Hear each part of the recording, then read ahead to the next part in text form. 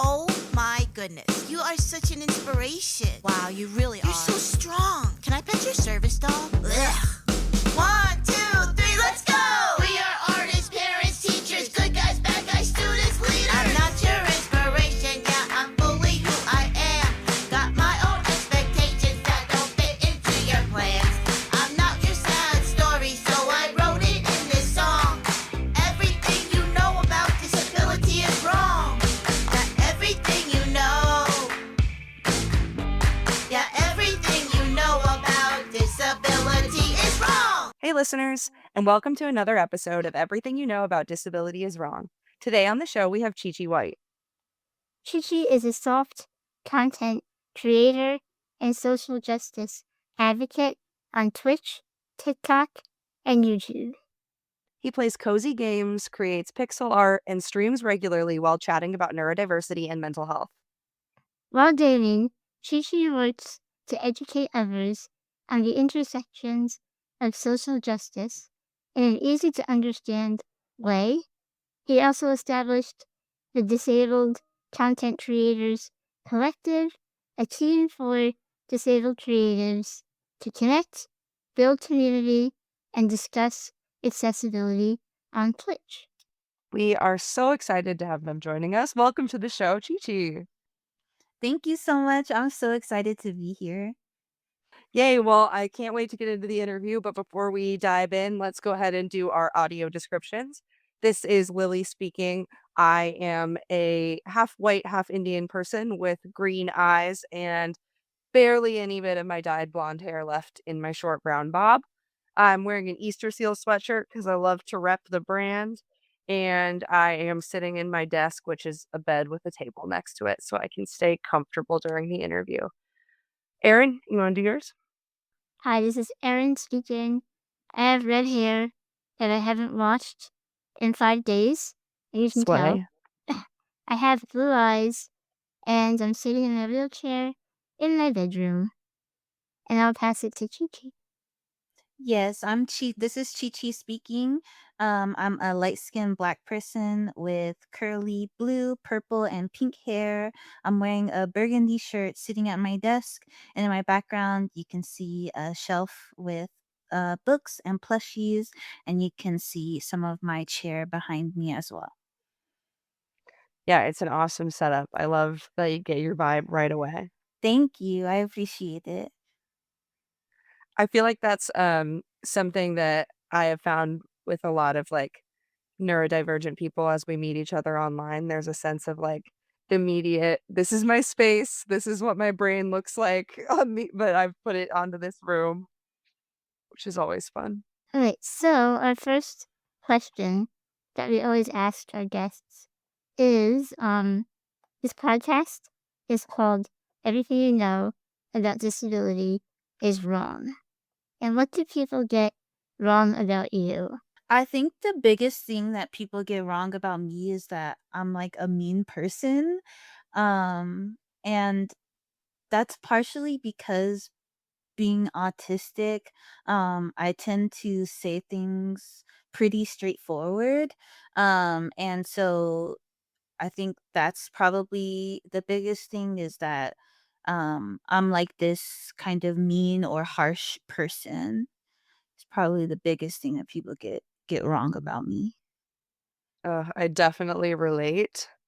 And it's such like a common experience. And I hope as more people talk about it, there's like more understanding of that directness doesn't have to always equal mean.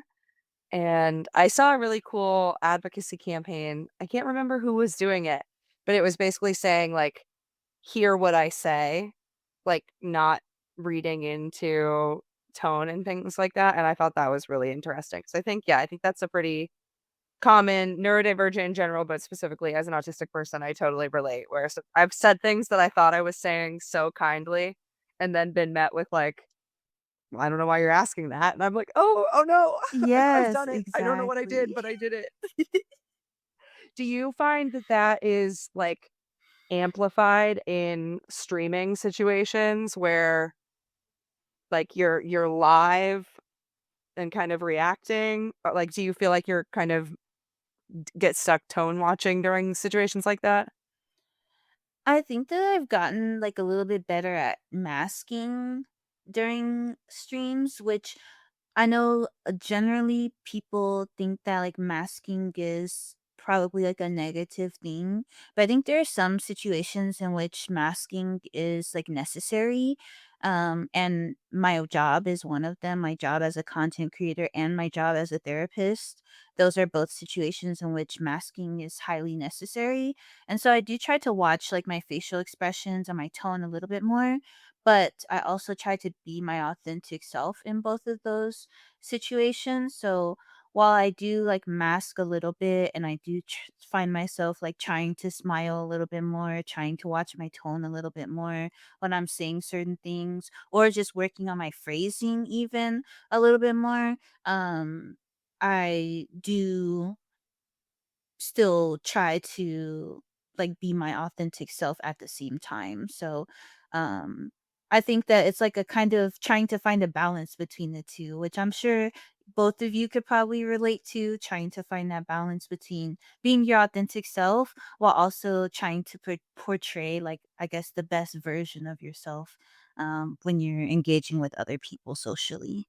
Yeah, absolutely. I think so many things I wanna say in reply to that because I relate, and I think it's just it's a really important perspective that I think that, sometimes our world loves binaries and loves to be able to be like, masking is good or bad, but it's not necessarily that, and I think that I completely agree and appreciate you saying that, like, one, masking can be very necessary to get by, especially in a capitalist world, like, where, you gotta go to work some days, and, but at the same time, I do think it's possible to, like, have a mask that feels authentic, and I definitely think, yeah, exactly what you said, like, this podcast, I love doing this podcast, but there are certainly days that, like, even today, Aaron and I were like, "Man, alright, recording this kinda towards the end of the day, a little sleepy, gotta get the energy up." And, like, there's still authenticity in, like, our curiosity and who we wanna be, but there is everyone does that to a certain extent. So I appreciate that. And yeah, I think that makes Yeah. sense. Erin, I wanted to ask you on that. I feel like the way that you relate into the masking topic a lot is the, like, pressure to represent disability sometimes in always, like, a positive light. Yeah, Oh, yeah. Not really on my own Twitch no, you channel. don't give into that is what I'm saying. You're so Oh, good like, at I that. don't. I was like, "Do I do?" Okay, yes. No, I you're don't. very good at being like, "No, I'm not gonna change my opinion to fit some stereotype." No, like, for me, I'm very introverted. I don't like chatting to people, but I have a podcast, and I stream, and both of those things require interacting with people, and I've gotten used to it, but it still is hard for me as, like, an anxious introvert to be extroverted in this instance. And it's like I have to make myself talk, because my general state is just sit quiet and take everything in and not say something. Yeah, I think there's a level of in, like, the very little I know about streaming, because I all of everything I know about streaming is Aaron bringing me into the world of gaming and streaming, and there is a level of, like, a place for introverts where you're still kind of connected whether you're someone who wants to, like, respond to every single comment or just play your game and know that you're with other people. And that kinda brings us into the next topic I wanna talk about because as we were writing questions for this episode, Chi-Chi, we wanted to be like, well, you know, we wanna ask him questions that are both gonna be good for listeners who know nothing about video games and who know everything about video games. We're like, "Well, that kinda works because that's basically Aaron and I." So, like, some people I think have very stereotypical views of video games, and they think about, like, video game means like Call of Duty, intensity, violence. You are a soft content creator who plays cozy games. For someone who has no idea what that means, because that's totally different to what they think of as video games, can you talk a little bit about what type of games you like to play and what that kind of feels like? Yeah, for sure. So when we think of like soft content, we're thinking a lot about like sensory friendly content. So that like some examples of that might be like Stardew Valley, Animal Crossing, maybe Pokemon. Um, so the things that are like really low paced, story based games. But they can also be chaotic kind of in their own way. For instance, the way I play Stardew Valley is very like min max style. So although like it's sensory friendly, um I am making so much money in a day that a person who's very beginner at Stardew Valley might come into my streams and be like, "Oh my gosh, I would never make that much money in a single day of Stardew Valley." So it's although it's sensory friendly, it's very fun and chaotic in its own way. And I think sensory friendly and soft gaming extends a little bit even beyond the type of games that you play, because there are some sensory friendly gamers that do play those more, I guess, common games that you might think of when you think of like gaming in general. So like Call of Duty, Dead by Daylight, and the more like I guess almost like masculine games. So like you might find a sensory friendly streamer who does play those types of games, but they're able to make them a little bit more comfortable. So you might tune into my streams and see me playing Fortnite here and there. But the way that I play Fortnite is still cozy, because I don't have like blasting alerts. I have my sound like mixed so that it's not so overwhelming for the viewers that do come in. And again, it's more, I guess soft gaming is more about the sensory experience of gaming and taking away the pressure of having to be so good at gaming. You don't have to be good. You can enjoy gaming for what it is and enjoy the experience of gaming without feeling the pressure of having to be so good at it all of the time.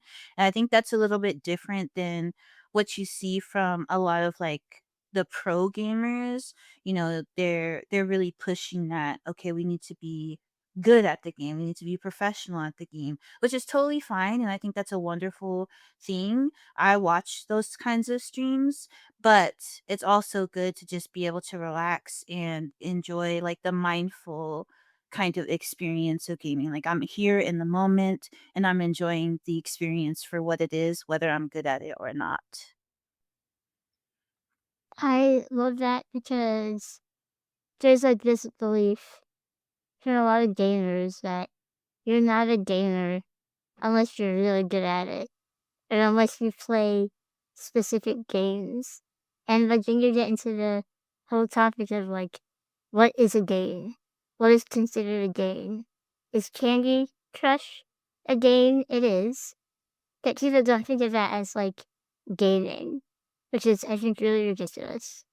And also tied with that belief system that certain things are games is tied, I think, also to sexism, because whenever like a femme or a woman or like plays any type of cozy game or like a mobile game, it's like not real unless you're playing Call of Duty or like something like that. It's just a lot of tied into that too. Yeah, you guys are kind of blowing my minds and like reshaping the way I'm thinking about it because I was sitting here listening and I was like, "Oh man, that like perfectionism of like not wanting to be bad at a game is totally a barrier to entry for me." Of like whenever I think about playing video games, I'm like, "But I'm going to be so bad at it." And I kind of think that that takes the whole game and play aspect out of what you're doing because, you know, it comes up a lot actually on this podcast for different reasons, but there is kind of a like people aren't necessarily willing to do things just for pleasure. And I think that that is I love that you bring up mindfulness and, like, enjoying playing the game. The way you were describing playing both, like, the cozy games and Fortnite feels very autonomous. Like, you're gonna play in the way that feels good to you, that feels fun, not that feels like you're the right way, you're beating the game. Because the one game I have ever, like, really gotten into is Skyrim.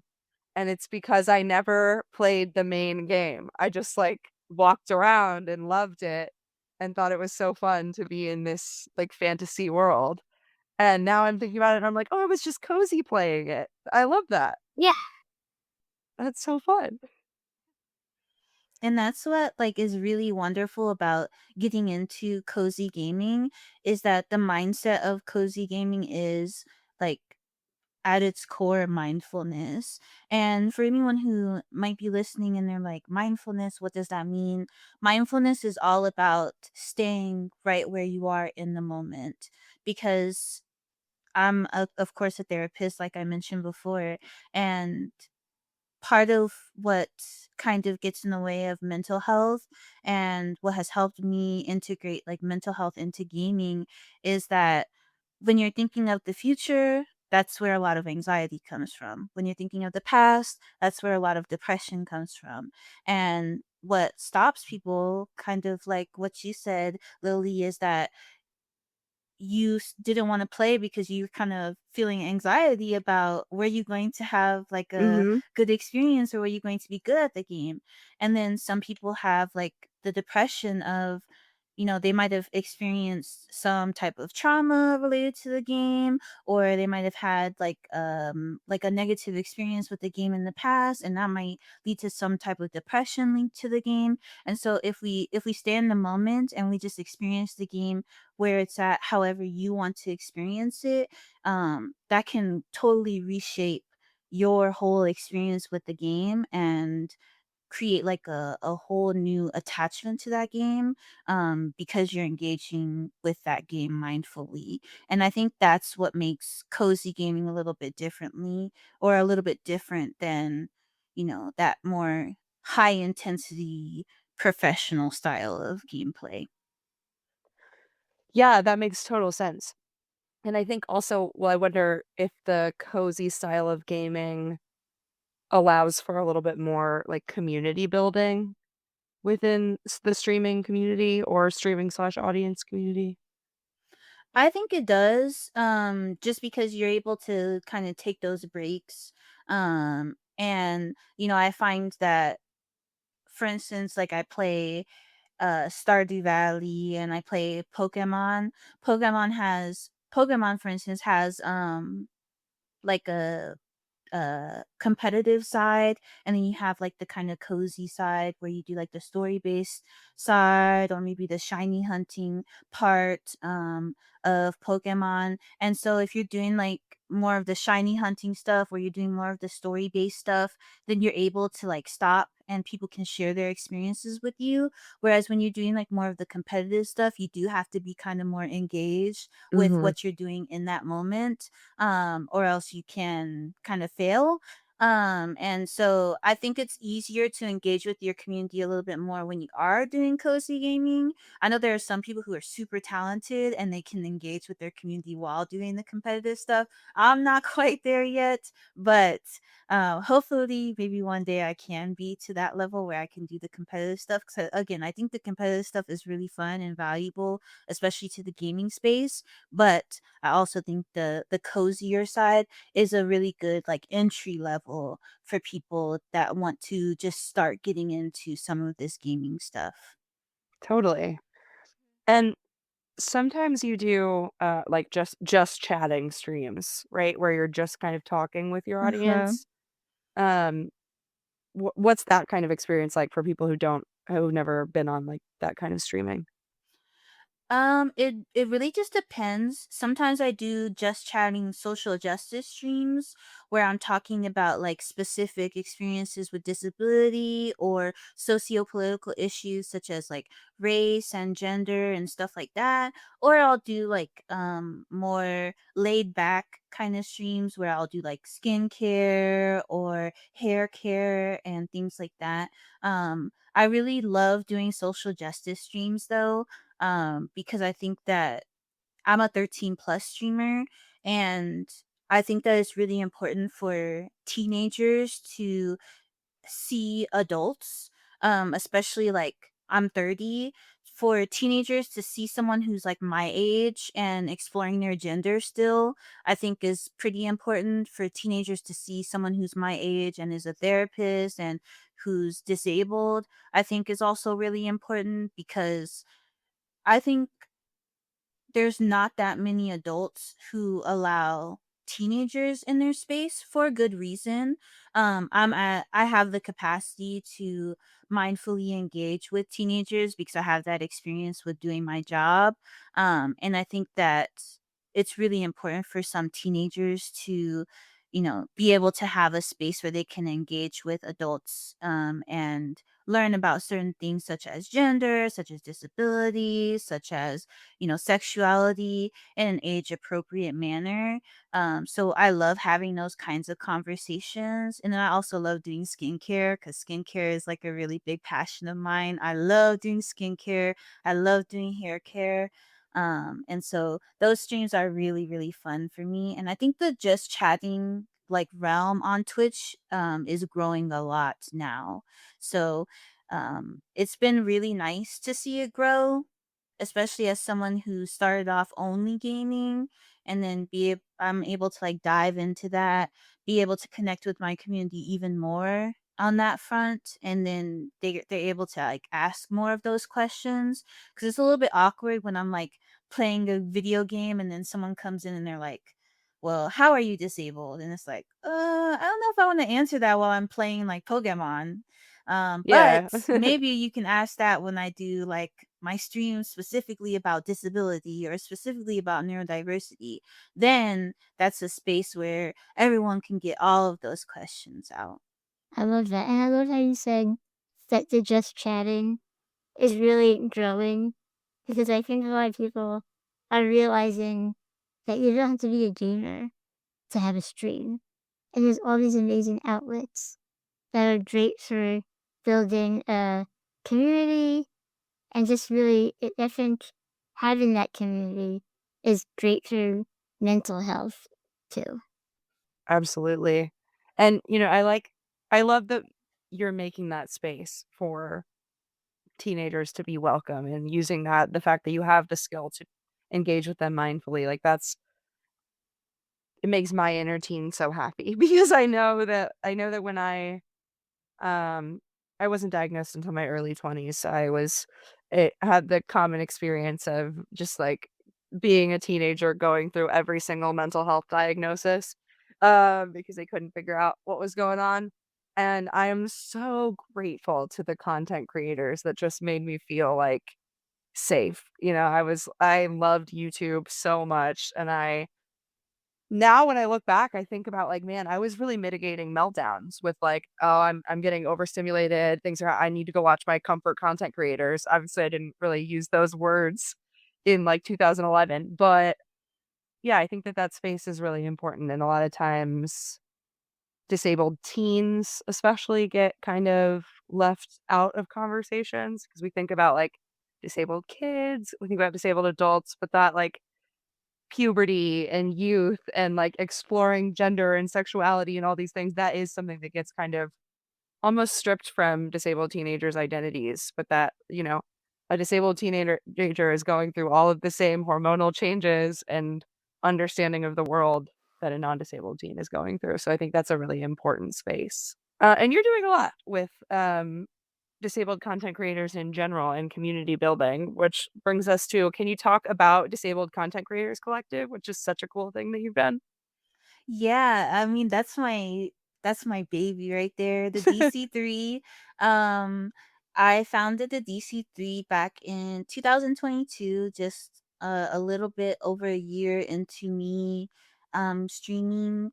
And the DC3, or the Disabled Content Creators Collective, which is definitely a mouthful, so we do shorten it to the DC3 just for, accessibility purposes, is a BIPOC forward streaming organization that we've kind of expanded now to just a general content creation collective.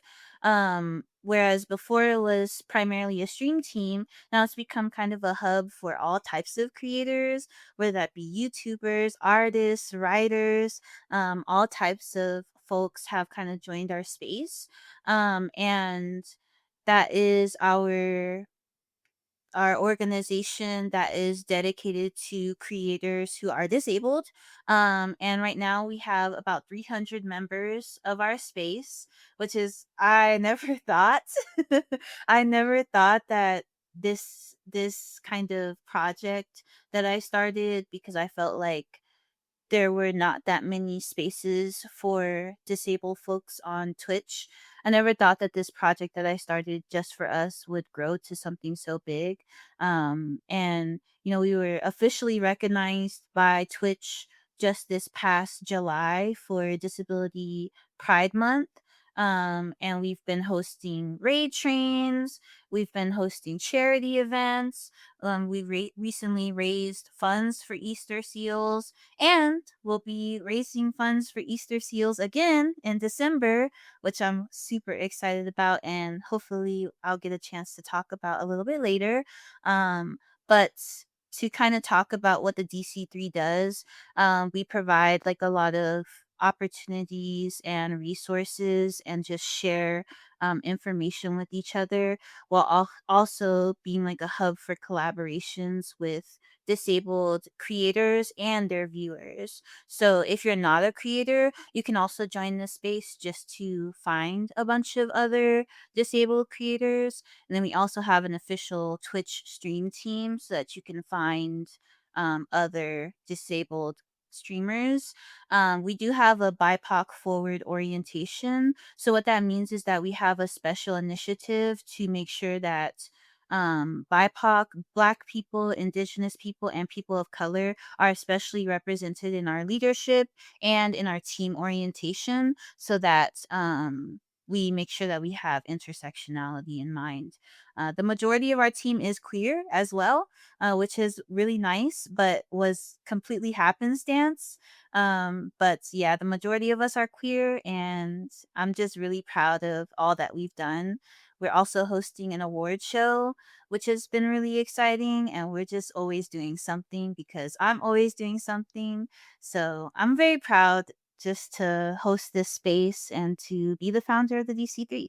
That is amazing. I found out about the DC3 back when we did the raid train for Easter Seals, and I was just really blown away that there was this amazing community, that it felt really supportive, and everyone was so nice, and I just loved being a part of that. Um, and I am excited about the December raid train. Can you tell our listeners what is a raid train, and why is it really especially important and helpful for disabled content creators? Yeah, so a raid train is a streaming event.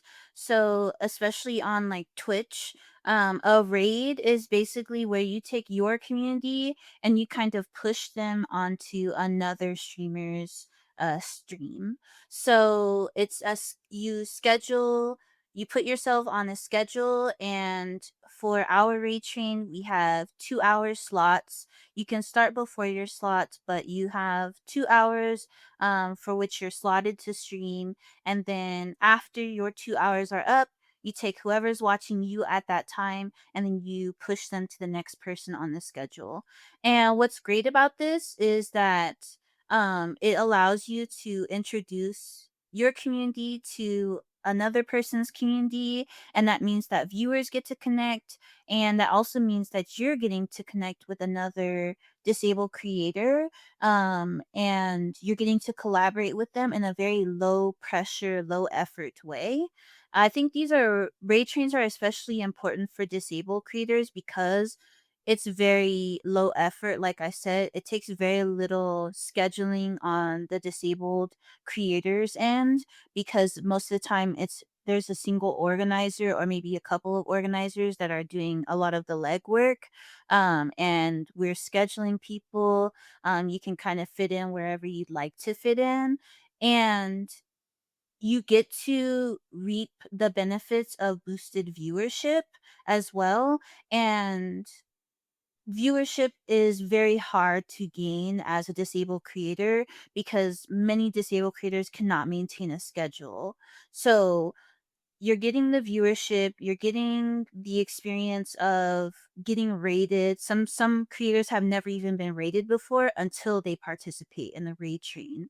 And then the people that are participating in the raid train as viewers, they know, oh, I'm getting rated into another disabled creator. Let me make sure I follow and support this disabled content creator. And then they tend to stick around because they know that this is like valuable for this creator. So it tends to result in a net benefit for both creators that are participating in that specific slots, the person that's rating and the person that's rating into, or the person that's being rated into, both tend to benefit from those things. And then especially when you're incorporating like charity and things like that, you're getting even more benefits on top of that. Yeah, I love that. I'm happy that you mentioned that it's hard to get viewers when you're disabled.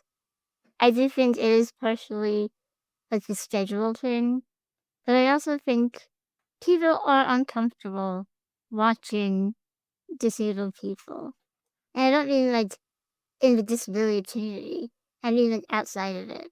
Because I also think certain companies, I don't know if Twitch does this, I think YouTube does this, where they don't show your videos because they're afraid you're gonna get like bullied.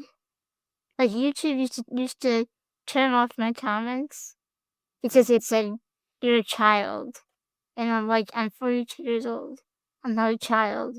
It's just like it's hard to throw because you are pushing against like this ableist system. Yeah, I mean, any ableism that exists in the real world is like usually amplified in like algorithmic spaces.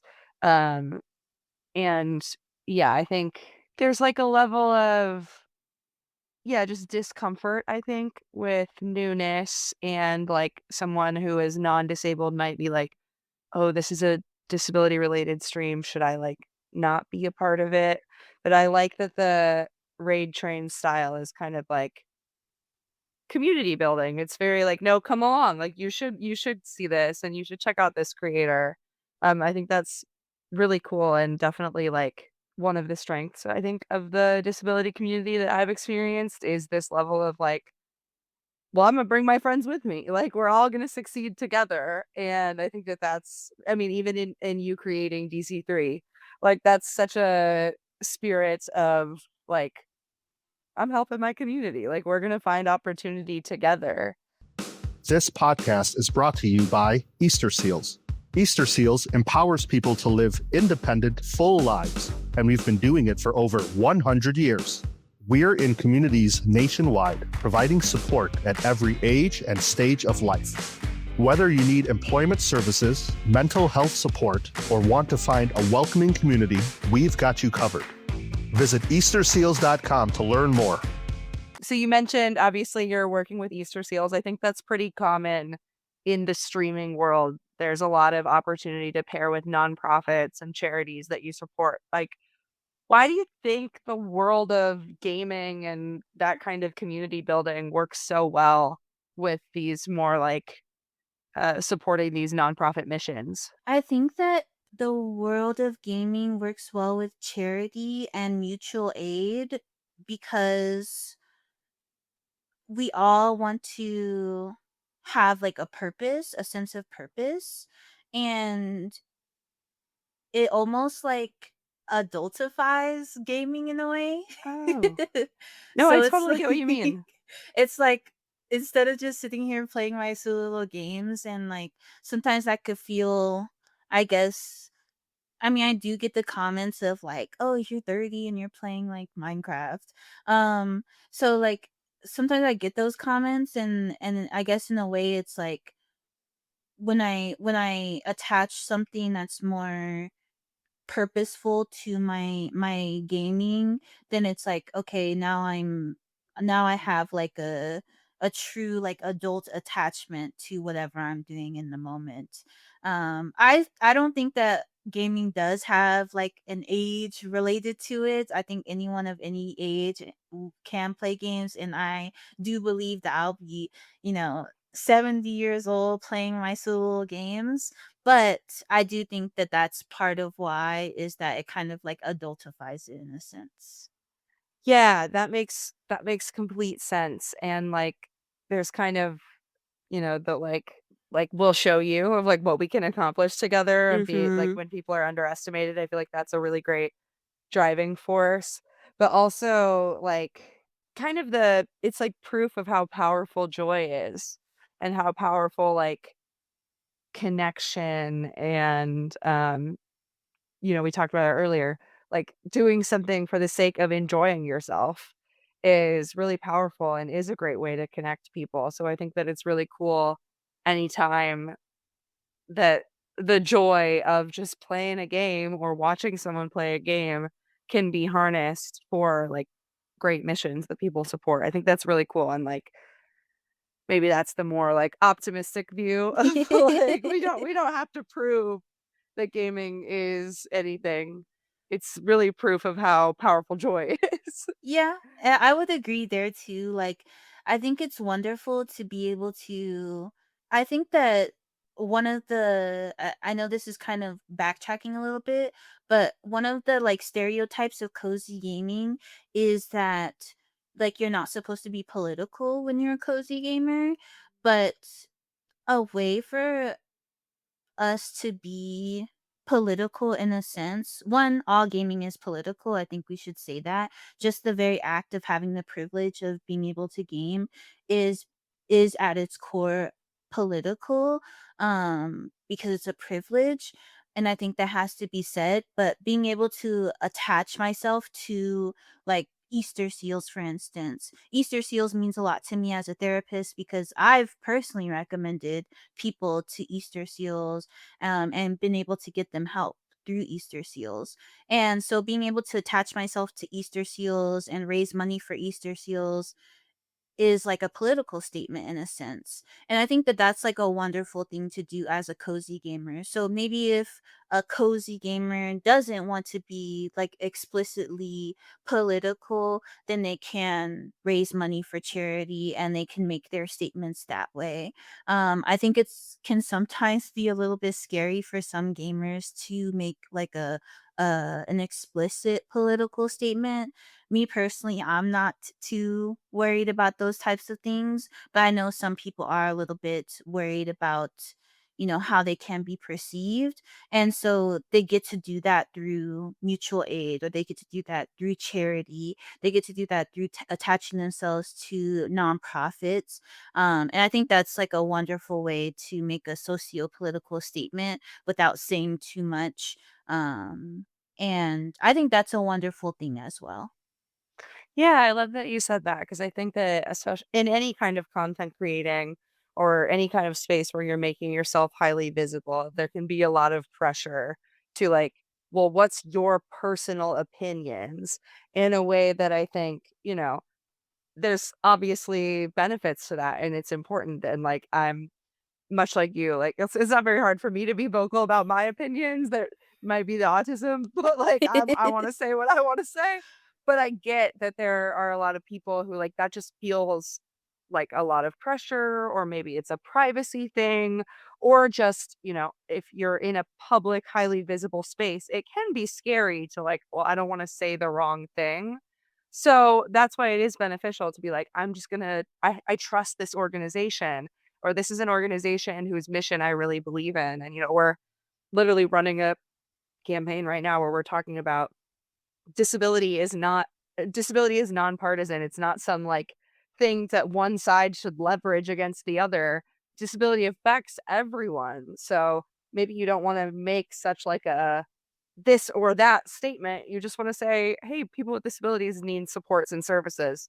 So I would like to support this organization. I think that I'm just happy you said that, because I think that it can, the world online can sometimes make us focus on like personal opinion instead of impacts and outcomes. Mm-hmm.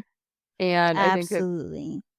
that it makes sense that I mean, I think there's something so powerful about the work you're doing as this content creator who is also a mental health practitioner who is also disabled themselves. I think that there are a lot of silos where someone's organizing something for disabled people, but maybe they themselves do not identify as disabled. I think that you at the helm of DC3 is like why it must be is why it's awesome, because you get it, and that's just really great. Thank you. I appreciate that so much. I think we have time. I want to dive into something because so you are really great at taking difficult topics on your stream and just breaking them down in like easy to understand ways. So I wanted to talk about there are like three terms that come up when I'm looking up your like this things you talk about, talking about harm reduction, acceptance, and collaborative approaches to wellness. Now, as someone who's been steeped in mental health my whole life, all three of those terms I feel like I hear all the time. But I understand there are a lot of people who might be like, what the heck do those three things have to do with gaming or mental health? Like, what's going on there? So, would you be willing to give us a crash course in those three terms? Just like basic understanding for someone who's like, what the heck is self acceptance? Yeah, I think so. I'll probably need you to repeat them for me, Totally. because I'm probably gonna yap a lot. But I'll try to keep it short. That way I don't take up too much time. But the first one, harm reduction. Harm reduction is probably one of the largest facets of what I do as a mental health clinician, but also what I do in the space as like a social justice advocate. And like a cozy gamer. So when we're thinking about harm reduction, we're thinking about kind of at its core reducing harm, but empowering people to make decisions for themselves, increase their autonomy, and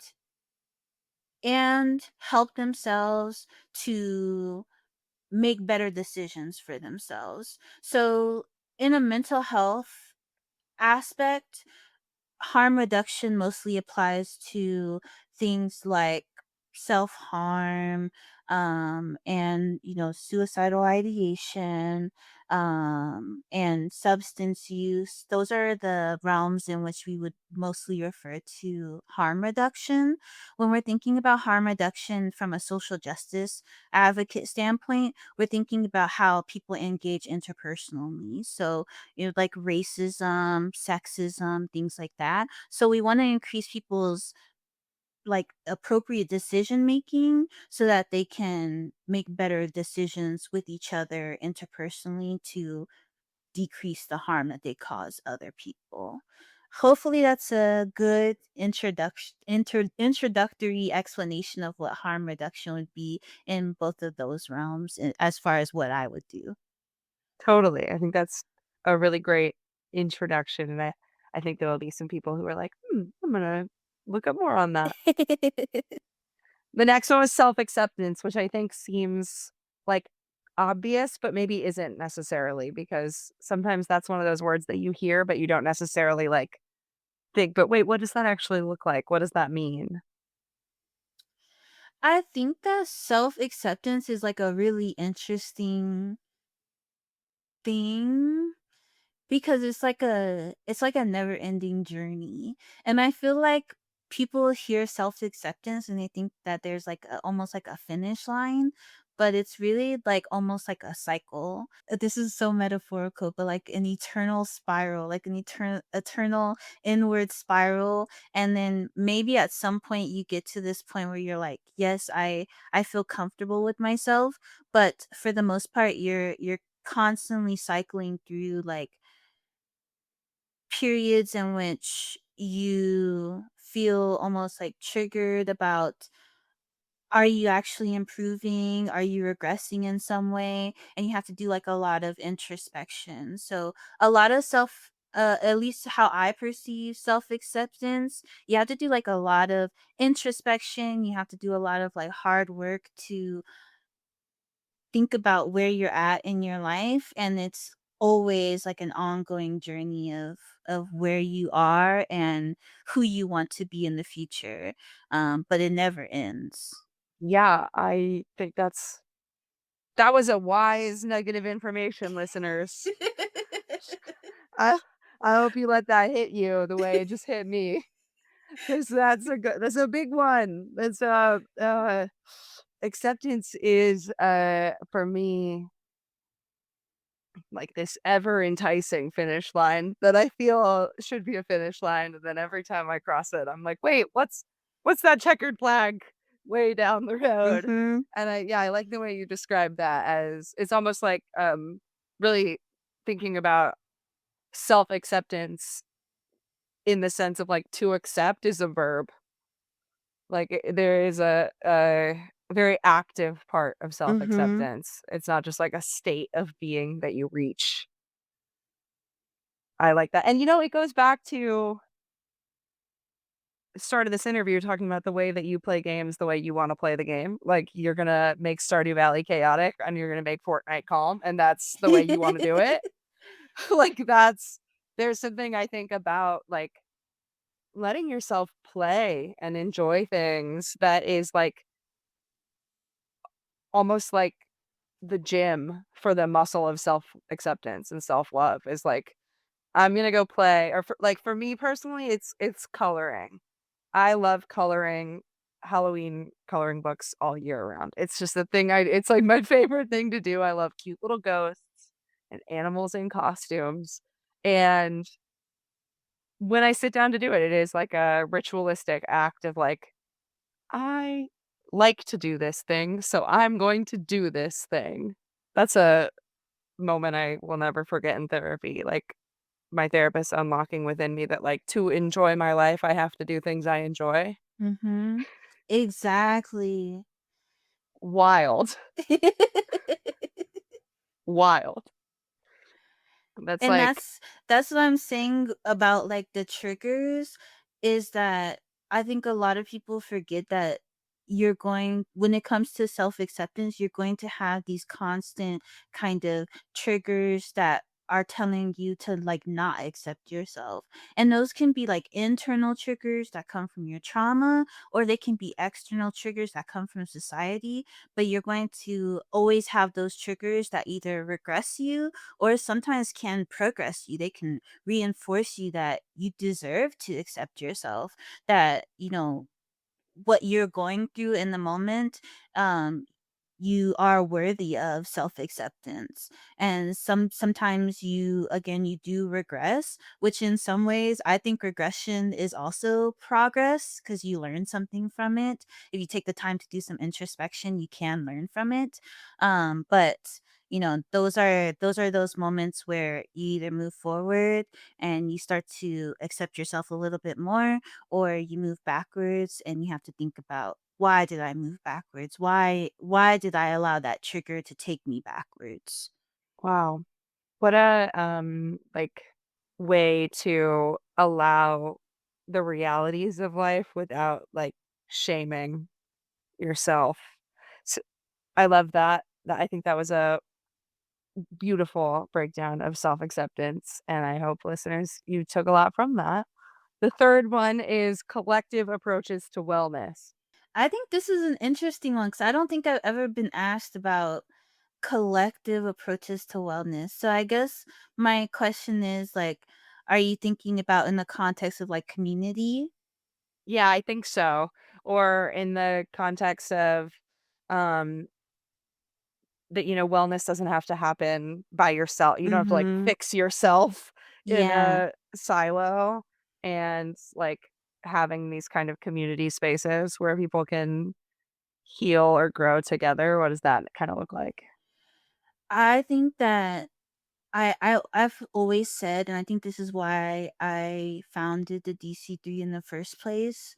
And I say that I founded the DC3, but really it was me and the leads, which shout out to my leads. They are also wonderful, and it's majority BIPOC leads. But without community, disabled people do not survive. Without community, people don't survive in general, I would argue. Humanity does not survive. And so when we're thinking about concepts of wellness, we're thinking about like actually persevering, we're thinking about thriving as humanity. There's no way you can do that without community, because we don't exist in a void. We don't exist within just ourselves. We exist as experiences within society, experiences within the world. And we need community for that to happen. And so the collective is so important. And so I think that I think that community is just like so valuable, especially for disabled people. And that's why we have to have spaces. We have to take up space. If we don't have our own spaces, we have to make them at every turn that we can. We have to demand from companies and other organizations that they give us space when we have the capacity to do so. When we stream, we create these spaces for either ourselves or for other disabled people. And I think that that's where the wellness starts to come in, when we have our disabled joy and we share moments of joy together. That boosts our wellness. When we even share sadness together, we relieve some of that pressure, especially that societal pressure of ableism and frustration. That produces wellness. All of that within community, I think, is really important, and that would be examples of collective wellness to me. Well, I love that so much, and it, kind of wraps us perfectly too. We spoke about it earlier, but want to fully plug the upcoming tournament or the raid train that we're going to be doing together. I think that, you know, this episode's going to come out November 2025.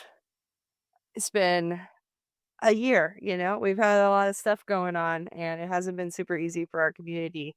So I know that I have experienced some like feelings of hopelessness, which I try not to let in very often.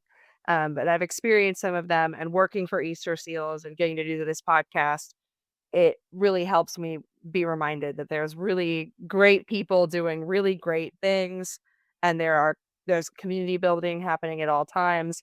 So if you are listening to this and you're feeling any of that hopelessness I referenced, I really encourage you to join this raid train that's coming up.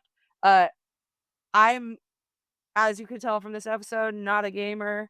I love watching any Easter Seals gaming things because it's just the sense of community and camaraderie is so fun. So, Erin, can you give us the details on that event? Yes, it'll be the weekend of December 6th and 7th. Um, we don't have all the details yet, but definitely check out our ES Gaming website, esgaming.gg,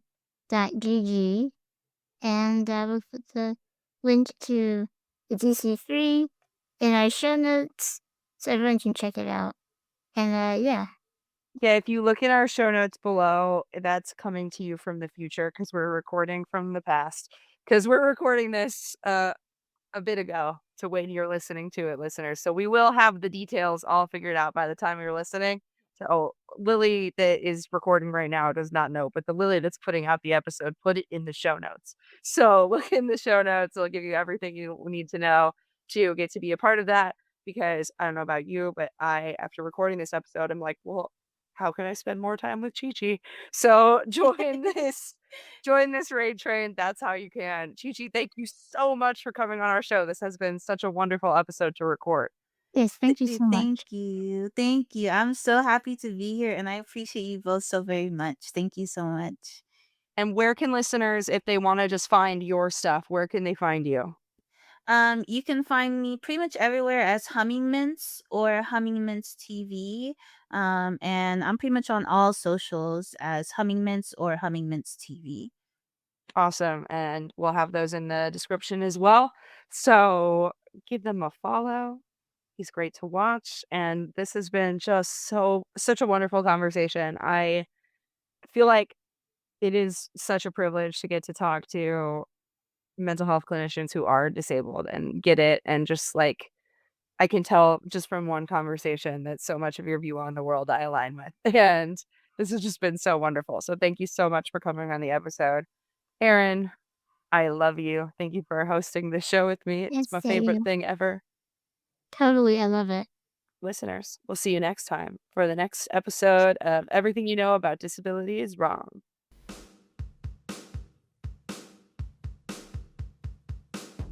If you liked what you heard, go ahead and subscribe and leave us a review wherever you get your podcasts. Thank you to our listeners, and as always, thank you to Easter Seals for giving us the space and resources to share such authentic conversations from within the disability community to our listeners.